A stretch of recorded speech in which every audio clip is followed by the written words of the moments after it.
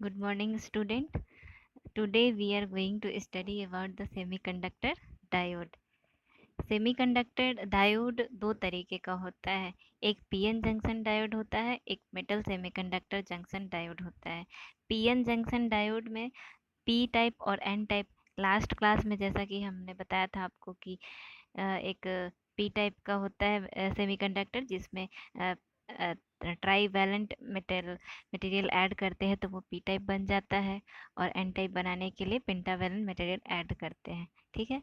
तो अगर ये दो अलग अलग टाइप का जो मेजॉरिटी कैरियर वाला सेमीकंडक्टर होगा, जिसको एक्सट्रिंसिक सेमीकंडक्टर भी कहते हैं, वो दोनों को जब एक साथ ज्वाइंट किया जाता है पीएन जंक्शन डायोड फॉर्म हो जाता है। तो पी टाइप में पी टाइप जो सेमीकंडक्टर होगा उसमें पी टाइप मटेरियल ज़्यादा होगा, पी टाइप होल ज़्यादा होगा, मेजॉरिटी ऑफ होल ज़्यादा होगा, और एन टाइप सेमीकंडक्टर में मेजॉरिटी ऑफ इलेक्ट्रॉन ज़्यादा होगा। जब इस दोनों को ज्वाइंट करते हैं, इंटरेक्ट करते हैं, तो इन दोनों के बीच में एक एग्जीबिशन फोर्स जनरेट होता है, जो कि एक दूसरे को एक फोर्स क्रिएट होता है, जो उसको आगे समझाएंगे कि कैसे वो फोर्स होता है और क्या उसका अंदर में प्रोसेस होता है। और एक मेटल सेमीकंडक्टर डायोड जो होता है, वो जो होता है आपका मेटल के साथ सेमीकंडक्टर का जंक्शन कराया जाता है। एक साइड मेटल का मतलब क्या है, मेजॉरिटी कैरियर ऑटोमेटिक बहुत ज़्यादा इलेक्ट्रॉन रहता है। और सेमीकंडक्टर में हम कोई भी सेमीकंडक्टर ले सकते हैं, या फिर वो होल टाइप हो सकता है, वो इलेक्ट्रॉन टाइप्स होता सकता है। जब वो दोनों को एक कंजंक्शन करवाते हैं, तो वो बन जाता है metal semiconductor diode. Metal semiconductor diode में हम लोग देख सकते हैं कि यहाँ पे एग्जांपल है, एक पॉइंट कांटेक्ट डायोड होता है, एक शॉर्ट की डायोड होता है। दोनों डायोड जो होता है वो हाई फ्रीक्वेंसी एप्लीकेशन में जो डायोड का यूज होता है, वहाँ पे हम मेटल सेमीकंडक्टर डायोड यूज करते हैं। लेकिन एज ए जनरल हम लोग पीएन जंक्शन डायोड यूज करते हैं, जो कि बहुत ही कॉमनली यूज होता है सेमीकंडक्टर डिवाइसेस में डायोड का डिस्क्रीट कंपोनेंट के रूप में। तो पीएन जंक्शन डायोड कैसे कैसे बनाया जा सकता है। Modern diode are fabricated with, कितना सारा टेक्निक होता है डायोड को बनाने में, वो यहाँ पे दिया हुआ है। एक है एलॉय जंक्शन टेक्निक, दूसरा डिफ्यूजन टेक्निक, तीसरा ग्रोन जंक्शन टेक्निक, और चौथा है एपिटेक्सियल मेथड। एपिटेक्सियल मेथड जो होता है वो बेसिकली जो होता है वो फैब्रिकेशन मेथड होता है। और ग्रोन जंक्शन टेक्निक जो होता है उसमें एक प्रक्रिया से जंक्शन को डेवलप किया जाता है डायोड बनाने के लिए। और डिफ्यूजन ऑटोमेटिकली सबको पता होगा, क्योंकि लास्ट क्लास में हम डिफ्यूजन करंट कैसे जनरेट होता है, उस टेक्निक से ही डायोड भी बनाया जाता है, जो कैरियर कंसंट्रेशन अनइक्वली डिस्ट्रीब्यूटेड होता है। तो फिर उसको डिफ्यूज़ करा के, और एलॉय जंक्शन टेक्निक जो है वो एक प्रॉपर मेथड है जो कि आपको आगे बढ़ाया जाएगा। तो अब जब डायोड बनता है, दोनों के बीच में कैसे फॉर्म जनरेट होता है। अब आपको ऑलरेडी पता है कि होल पी टाइप में सेमीकंडक्टर में होल का मेजॉरिटी होता है, और एन टाइप सेमीकंडक्टर में इलेक्ट्रॉन का मेजॉरिटी होता है। तो यहाँ पे देख सकते हैं,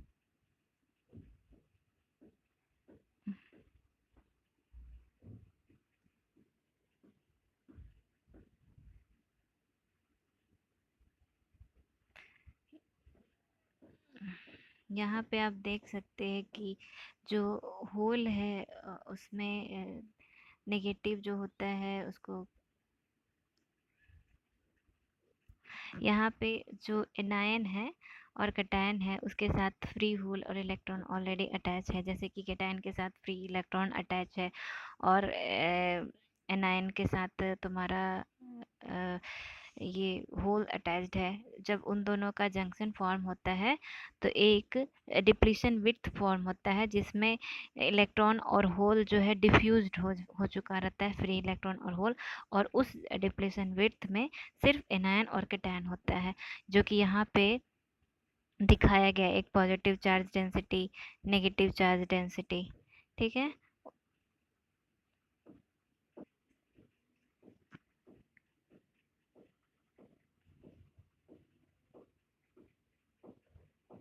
तो यहाँ पे जो है स्पेशली जो चार्ज डेंसिटी को दिखाया है, जो पॉजिटिव है, जो कटायन है वो ऊपर की तरह, एनायन नीचे की तरफ है। फिर इलेक्ट्रिक फील्ड ऑलरेडी हम आपको लास्ट का क्लास में बताई, is to minus of D B by D X है। तो यहाँ पे एक्स जो है विड्थ लिया गया है, क्योंकि विड्थ जो है उसी में उसका मतलब उसी एरिया में फील्ड एग्जिस्टेंस है। तो जिस डिस्टेंस तक फील्ड एग्जिस्टेंस रहेगा उसी वही डिस्टेंस कंसिडर करेगा ना। वहाँ पे एक्स था जो कि X D V by D X मतलब क्या, V voltage existing up to the distance X. Here the voltage is existing due to the diffusion of a free electron and hole, and then it width formation is taking place, and that in that width electric field existence is present. And since E is equal to minus of dV by dx, so field intensity is in the downside, and it is existed up to the depletion width W, so it is represented here in the E minus of dV by dW.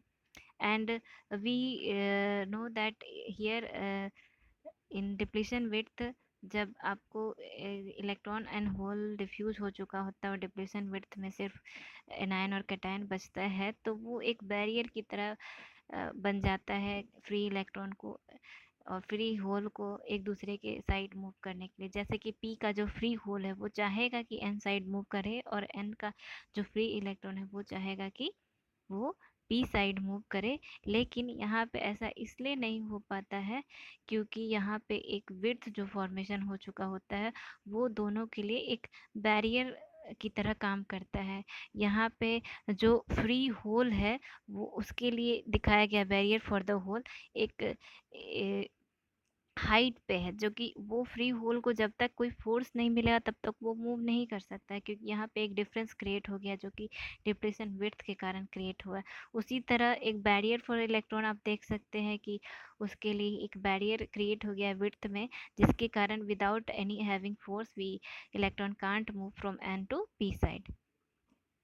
तो depletion layer is also called a space charge region, transition region, and it is created due to the diffusion of majority carrier across the junction. We have already told you that here in the width electron and holes are diffused and only anion or cation were left, and that is acts as the barrier for the flowing of electron to the other side and holes to the other side.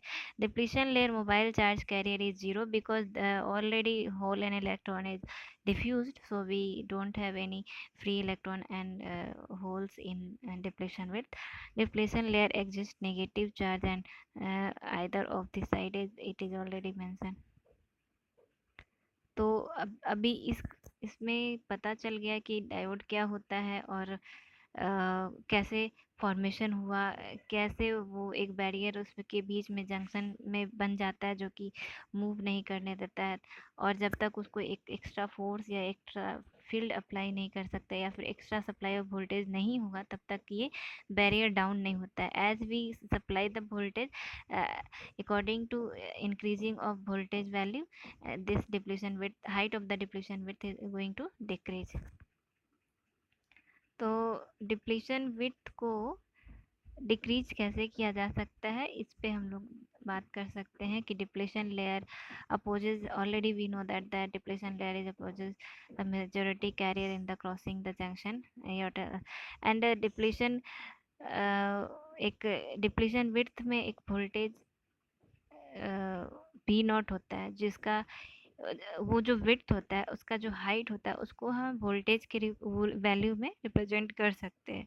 जैसे कि germanium diode के लिए वो जो depletion width के across जो voltage होता है जिसके सप्लाई से इलेक्ट्रॉन या फ्री होल मूव कर सकता है वो होता है वी नॉट। जर्मेनियम डायोड के लिए 0.2 वोल्ट होता है और सिलिकॉन डायोड के लिए 0.7 वोल्ट होता है। इसका मतलब ये हुआ कि जब हम डायोड को एटलीस्ट 0.2 वोल्ट और 0.7 volt for silicon is apply करते हैं तो वो डिप्लीशन विड्थ का जो हाइट हम लोग यहाँ पे देख सकते हैं उसको रिड्यूस कर देगा, and now electron will be able to move from N to P side and hole will be able to move from P to N side. That can be made possible only when we apply the barrier potential voltage or barrier potential. This is the minimum voltage required to make free the hole or electron to move from opposite side. But at this voltage, electron or hole is only able to move but can't move. If we supply the voltage more than 0.2 volt or 0.7 volt, then only voltage at that voltage electron or holes can able to move from opposite direction. And now the diode will be act as a conducting, and electron and holes can freely move by the supply of voltage more than 0.7 or 0.2 volt. And the width of the depletion region can also be made smaller while doping. If doping is increasing, then width of the depletion will be reduced. Here it is notes already mentioned. So